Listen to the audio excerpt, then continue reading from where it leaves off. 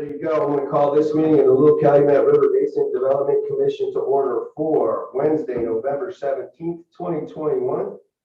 Please set your phones on stun and stand for the Pledge of Allegiance, please.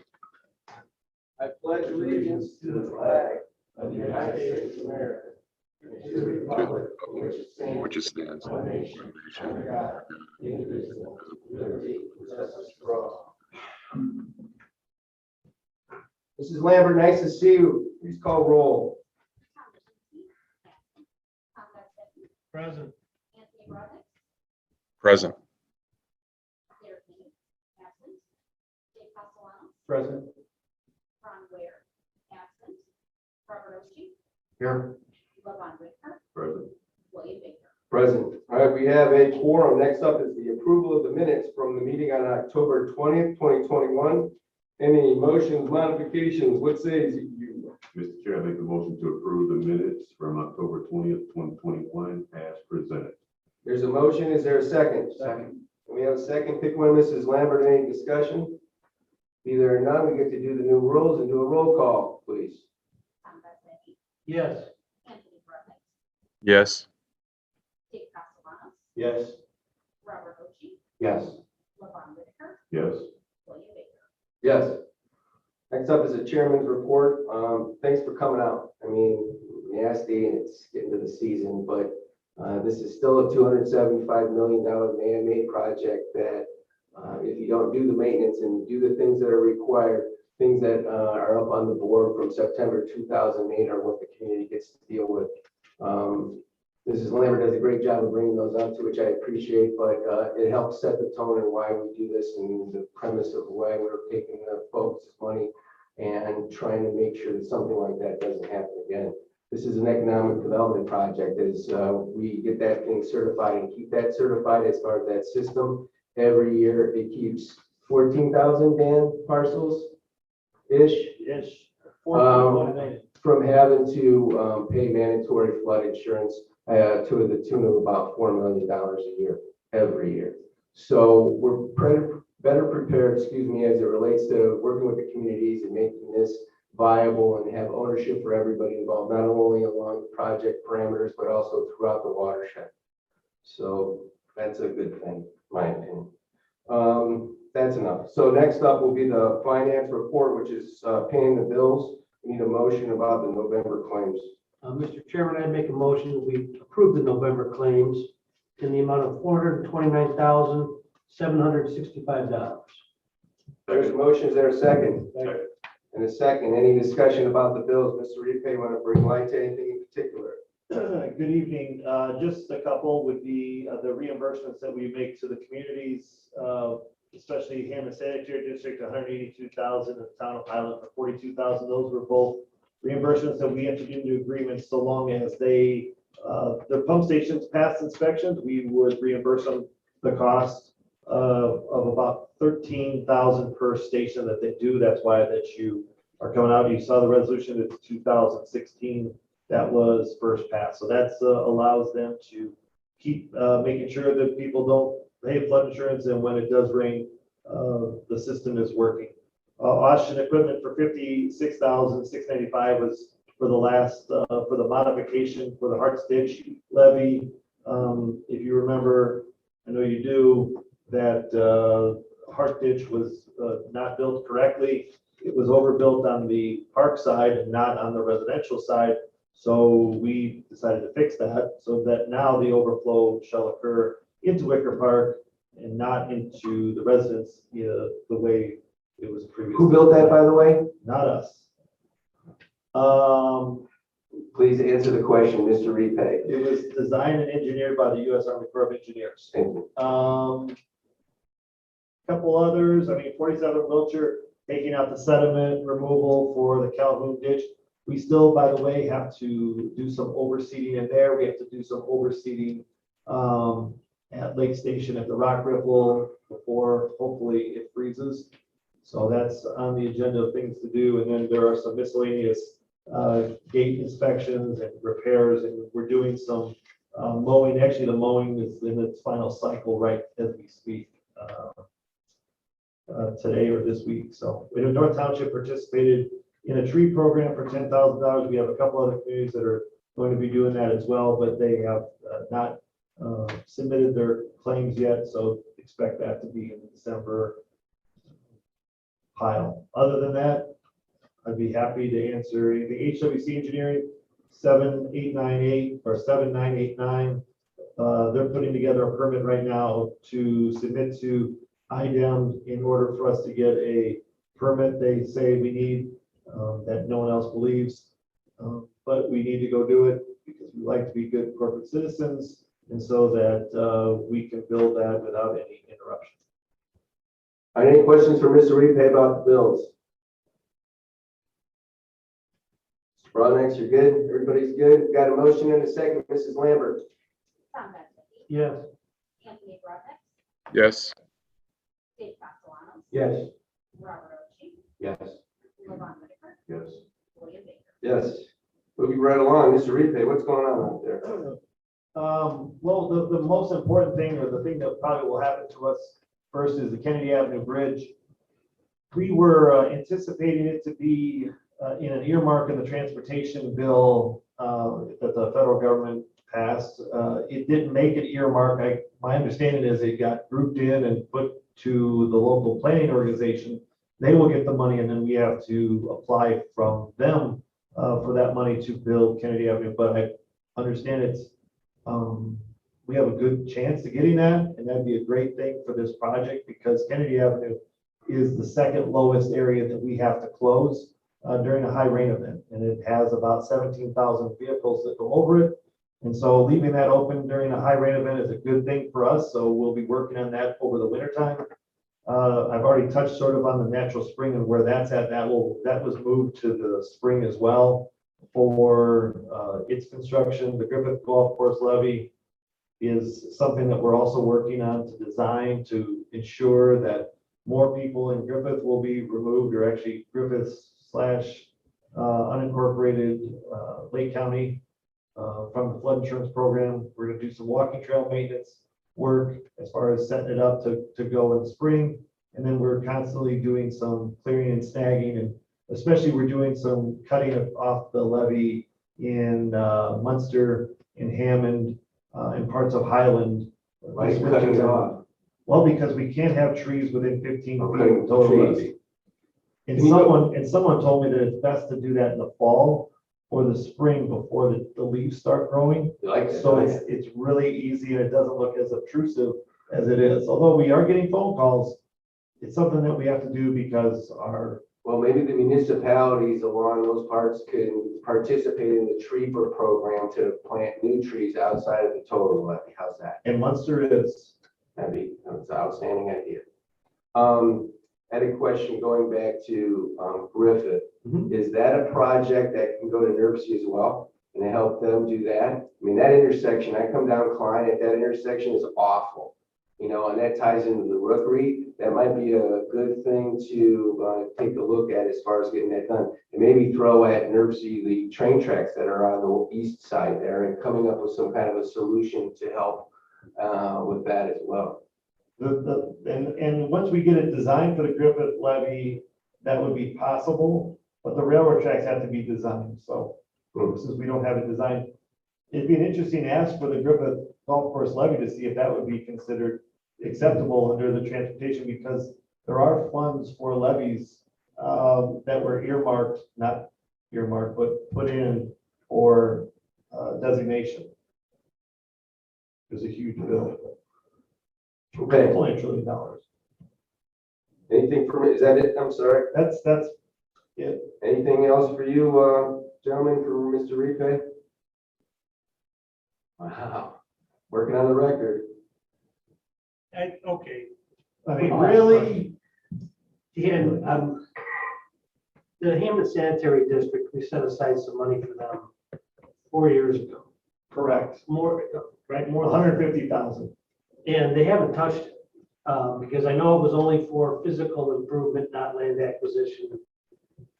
What is the status of that combined sewer overflow? The land acquisition and, We put them on the Timeline. clock. We put them on the clock. but what's the timeline from them? Do you have any idea? I haven't gotten a response. We said, I gave them a 90 days They need to use it or they lose it. So I don't know, maybe they're maybe the whole They dynamic. has acquired all changed. the properties that they need? I don't think so, because it was supposed to go all the way to Chestnut, and Chestnut is 3 or 4 blocks away.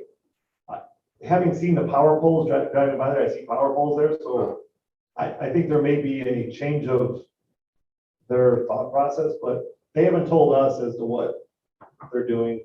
I've heard rumors of what they want to do. You know, and I agree with you, Tom. I mean, having to do with just a timing, and that's why we were talking at the work study about having, you know, that application and the contract redone. We kind of have some kind of terms in there that they have to draw on those, so we could use that money elsewhere as opposed to just holding it for their reserve. Yeah, they were told, they were given 90 days, so I think their time expires sometime in February, late February. Thank you. Any other questions for Mr. Repay?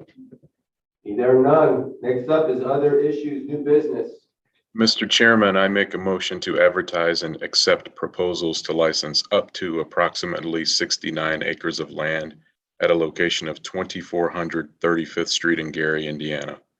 All proposals shall be sealed and delivered to the Little Calumet River Basin Development Commission at 900 Ridge Road, Suite H, Munster, Indiana, no later than 12:00 p.m. Central Standard Time, February 16th, 2022. Proposals shall be opened and taken under advisement later that evening at the regularly scheduled Little Calumet River Basin Development Commission meeting at 6 p.m. There's a motion. Is there a second? Second. And there's a second discussion. Mr. Repay.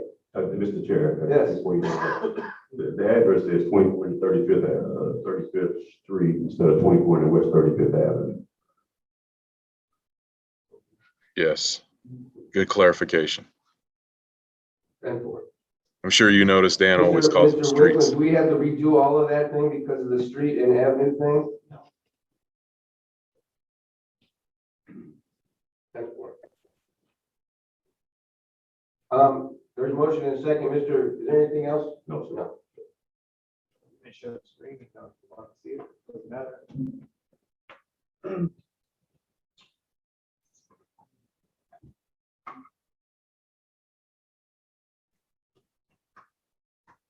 So this is the area here that we're talking about, this L-shaped area. This is the levee just north. They call it, you know, there's a lot of. Show the expressway, gang, because nobody's gonna be able to know where that is without. You want to lose the No. ish. There's the expressway, if it gives you some inclination. That's Grant Street, south of the Borman. Those are the two big truck stops that are south of the Borman on Grant. So this property is south of whatever the truck stop is on the west side of Grant. That's Lowe's. So we're talking about this particular property that sort of makes the L approximately 69 acres outside the levee. Currently, we lease it year to year to a farmer who farms it. And we get approximately $8,000 to $10,000 depending on his yield for that year. The thought is to see if there is any interest in a larger operation to possibly locate there, so long as they are, I guess, compliant with city and state regulations as to what they would like to do. I guess that's the best I can do. The Village Shopping Center, which is where I used to go all the time for hot dogs, For safety tip. is right here. I love the hot dog there. Whatever. All right, so there's a motion and second. Is any discussion on this? I think criteria wise, you know, the language that's in the proposal is pretty clear. I think it makes it pretty clear, you know, we don't want any egregious activity in terms of development. Also, this actually, you know, a reflection of the footprint of progress, technology, agriculture, something of that nature in the city and for the region. So, and I agree. And part of what this is just to put it out there. We'll just see proposals that come in from the marketplace. We're not gonna have to act on them. We're not gonna have to go through a certain timeline with those. It's something that'll be based upon what those read and how it fits into what's going on at this location. One of the premise of not having done this previously is it's gonna draw a lot of attention, and it'll be an interesting dynamic as how that moves. I'm hopeful that there's a win-win out there for everybody, but this is just to be able to bring that information in. We'll do it through a third party, the Lake County Economic Alliance. Economic Alliance. And just so the people listening, or if, I don't know if anyone's on the, no one, the Army Corps missed another meeting. Wow, shocking.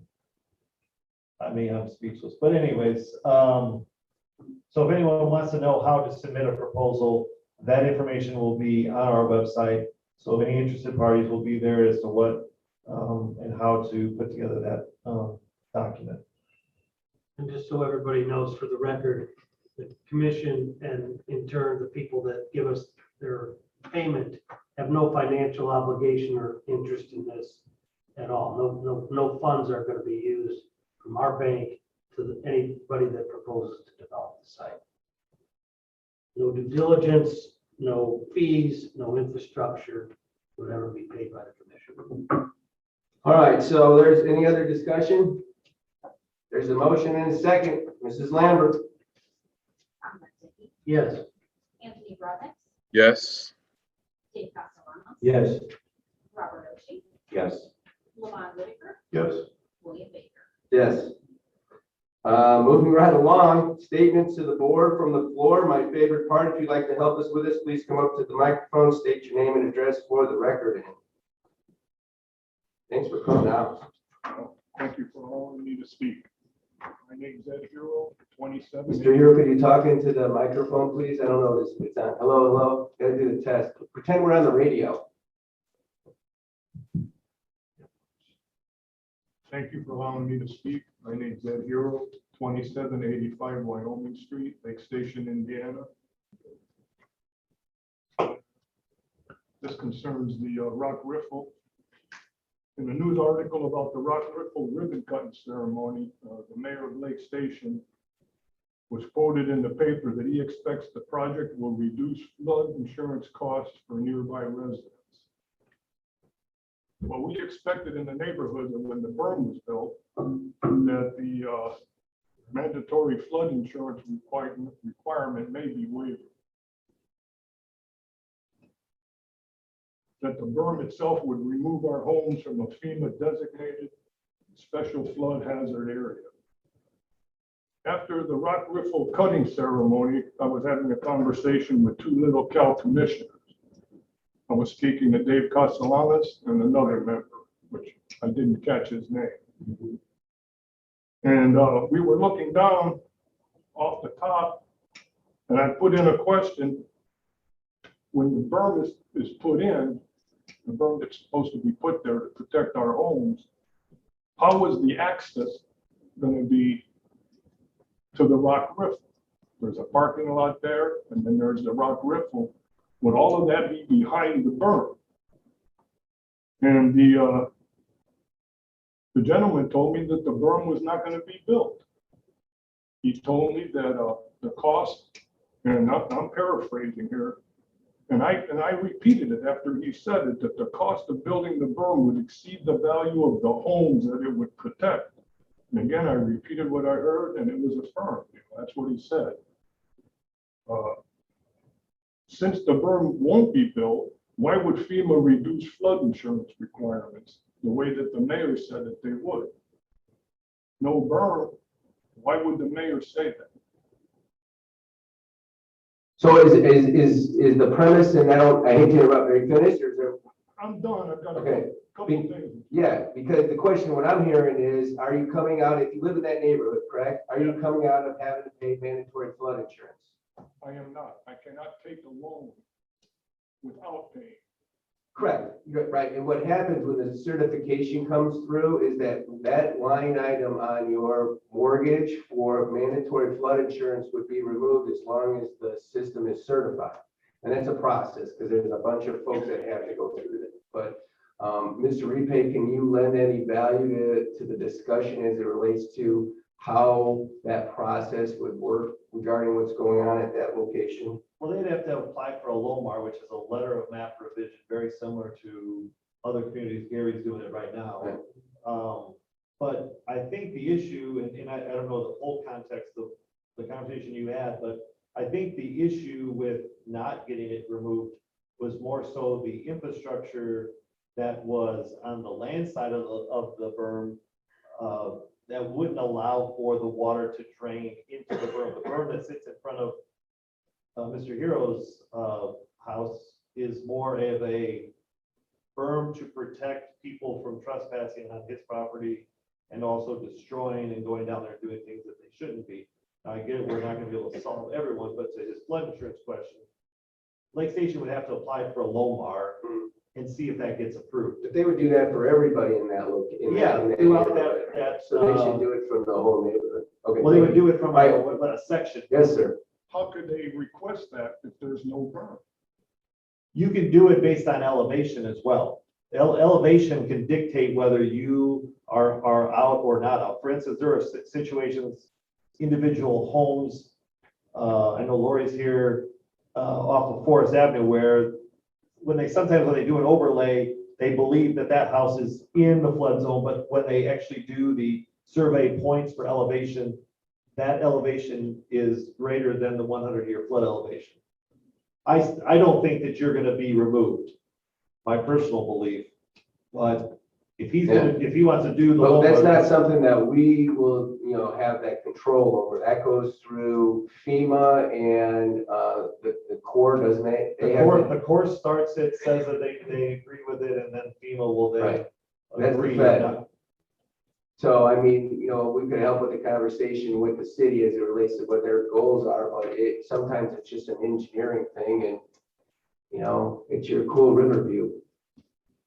Well, I don't know what to say. I thought that you would be saying that because you built the rock riffle and lowered the elevation of the river, that the mayor was gonna request to FEMA to get us taken out of the floodway. He may. I like that idea, and I think that's the next conversation, sir. It's just trying to get to that point with the mayor that, because I really didn't have privy to those conversations, so I didn't know that. So let's see what we can do, and we'll try to help out the best we can. Well, so now this brings up the question, Is that okay? That we help the best we can? you help the best we can, but now we need to answer the question, if the berm's never gonna be built. So you're referring to the levee, not a berm. He always, There was a levee designed for that Right. area, and then The problem is, can you clarify? the problem is the interior drainage on the land side, that if you built that levee, berm, whatever you want to call it, and ran it for your sake, we'll just say we'll run it down Wyoming, you will get flooded, not from the river going over the top of the levee or berm. You will get flooded from the water coming into that area, not able to get into the river. So you'll be flooded by the land side Surface water, water. which is similar to what happens to you today and the neighbor to the north is the water just backs up, can't get into the river, and it stacks up and goes through all the different manholes that are in your backyard and everyone else's backyard in that area. okay, my heart is, One more question, sir, right? This is all new for us. I'll be here afterwards. I'm not going anywhere. Yeah, the inundation on the land side into the vent stretches multiple blocks east.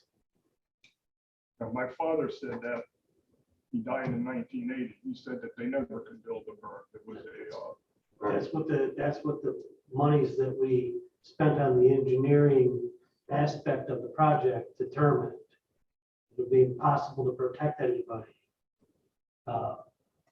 With given the current infrastructure in Lake Station by building the levee. If you guys wanted to completely redo all of the sewers and pump stations, because everything there is so undersized, it can't physically get the water out fast enough to prevent you from being inundated on the land side, not from the right, river. we're the lowest spot. Right. Yeah, I mean, 27th of Wyoming is the lowest spot of that entire neighborhood, and I couldn't go back past Benton, it's past, I want to say it's past Clay, everything from Clay drains to that corner.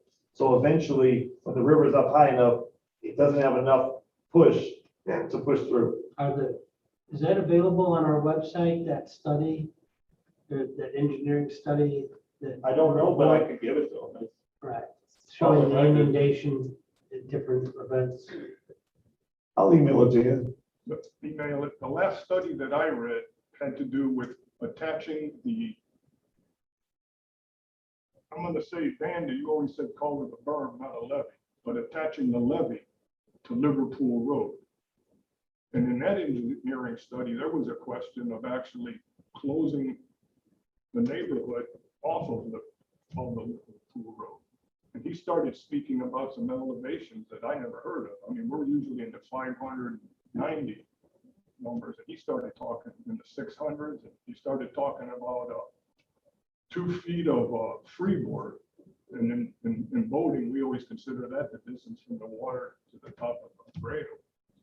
That's a rather large. So, and we're just gonna go back to what Commissioner Gazeki said. We could build it to 602, which is what they were estimated to be.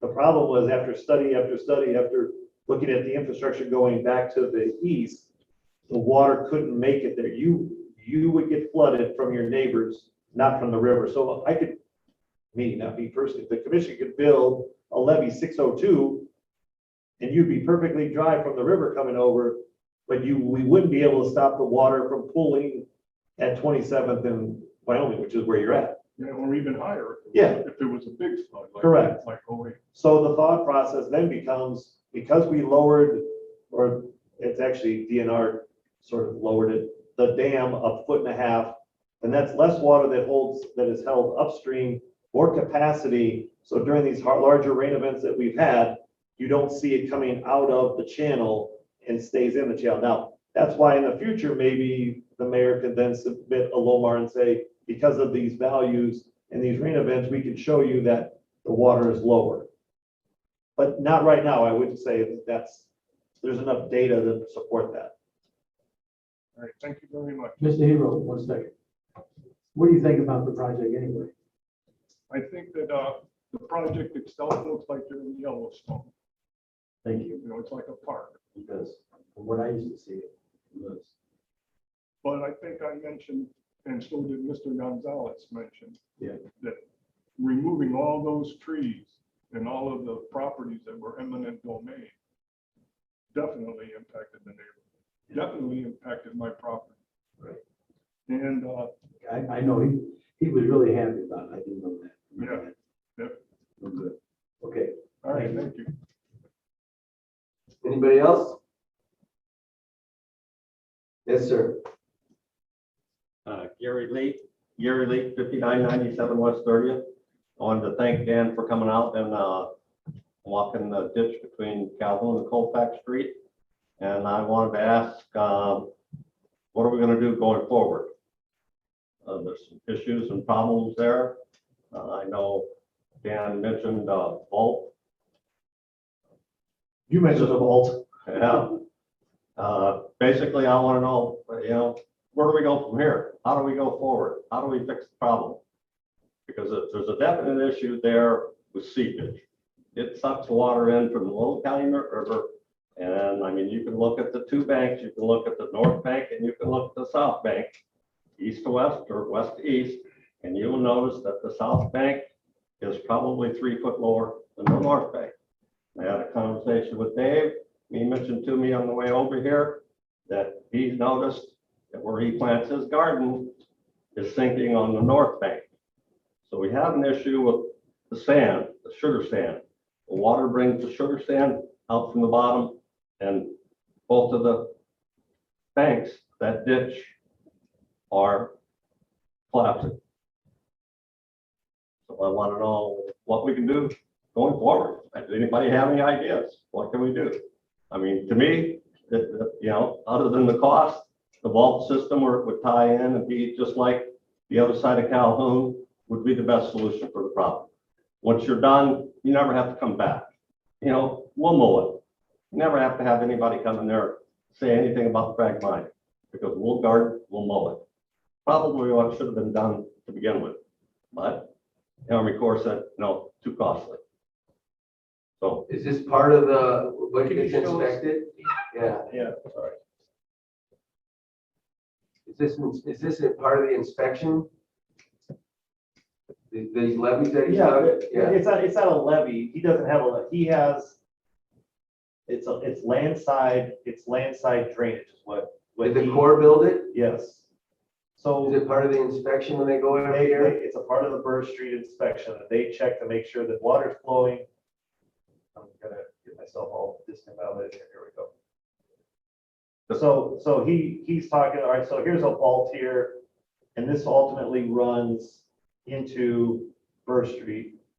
You know, our pump station is right here. So it comes in and dumps in. He's talking right now, this whole area is a concrete pad that. It's landside drainage.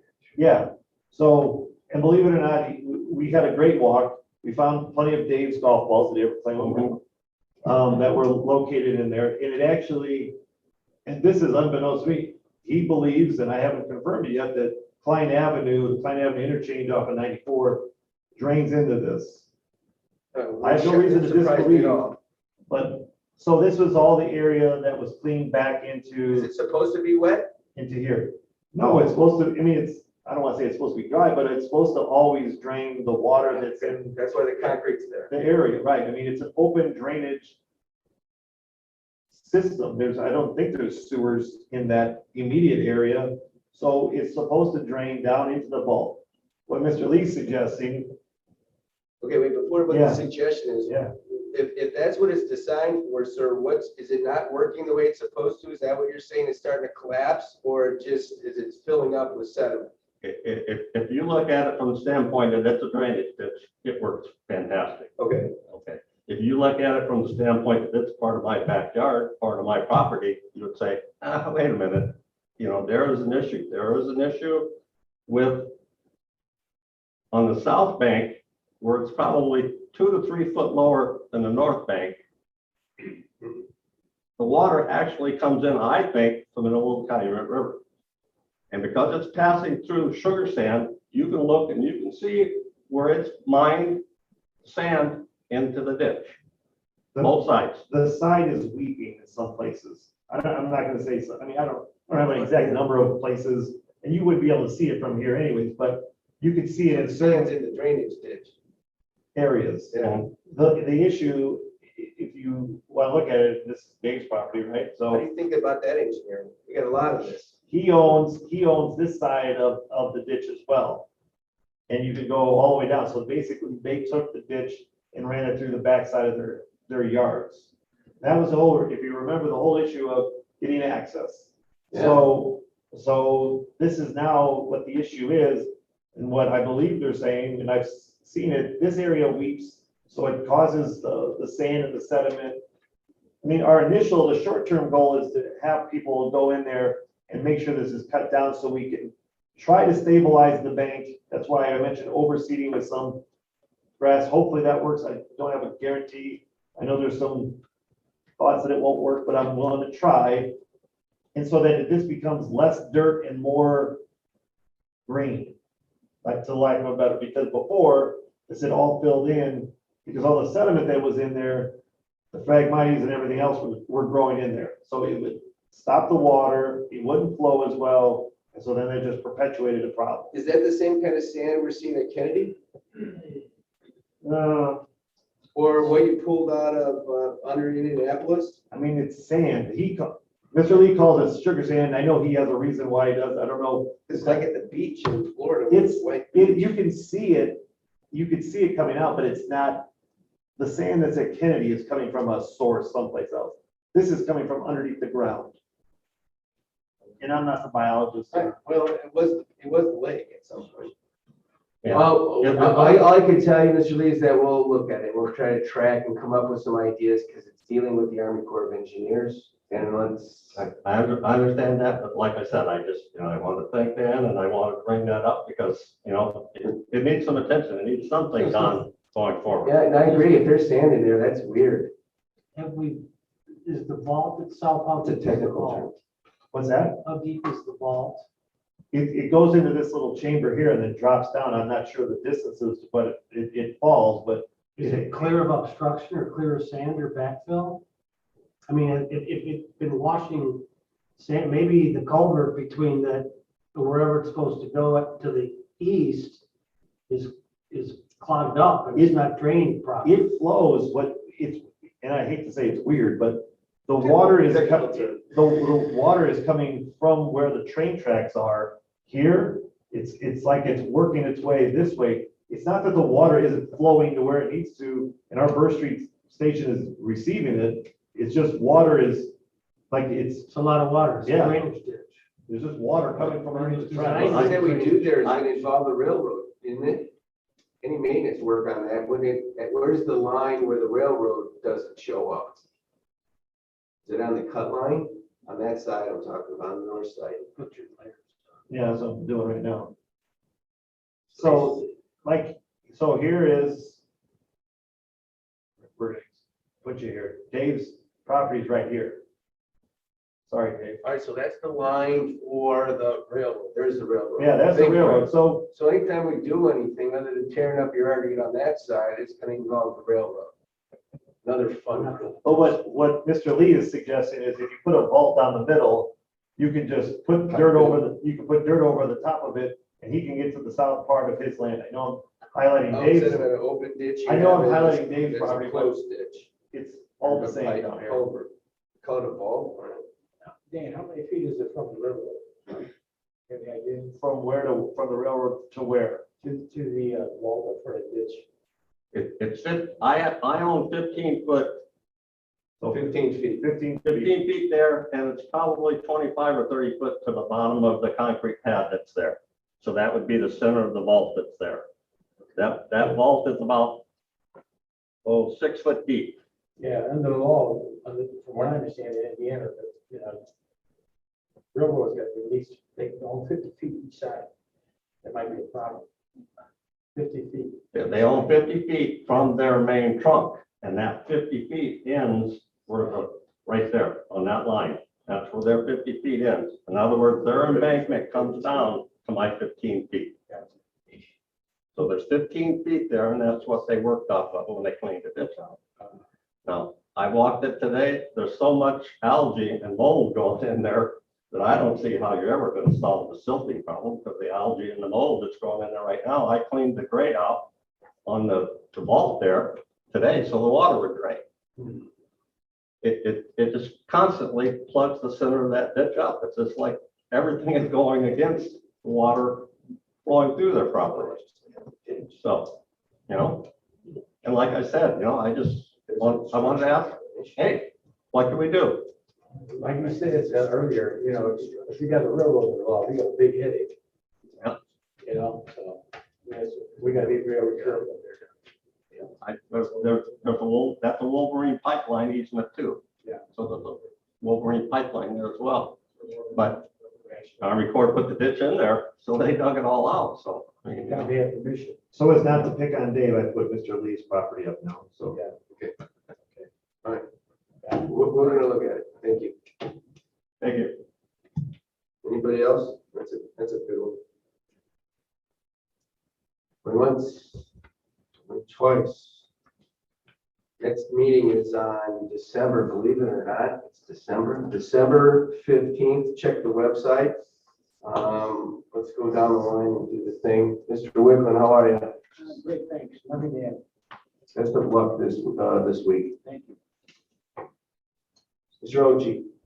Wishing everyone a happy Thanksgiving coming up next week. And thanks for everyone to come out. So, Mr. Whitaker. Same thing. Thanks for everyone for coming out. Best wishes during the holiday, and everybody stay safe. Mr. Gustafsson. I would echo Mr. Whitaker's comments. Thank you. Mr. Broadnax. Yeah, happy Thanksgiving to everyone, and thank you, Jodi, for making the audio work this month. This is fantastic. Good to be able to Mr. participate. Castellanos. Just wishing everybody a happy Thanksgiving and be safe out there. That's it. Happy Thanksgiving. Thanks for coming out. We'll see you next month. We'll entertain a motion to adjourn. So move. Second? Second. And a second, I know there's no discussion, Mrs. Lambert, but we have to do a roll call vote. Because the government says I have to do that. Tom Becky, Yes. Anthony Broderick, Yes. Dave Castellano. Yes. Robert Ritchie, Yes. Lil Whitaker, Yes. William Baker. Yes. Thanks, everybody.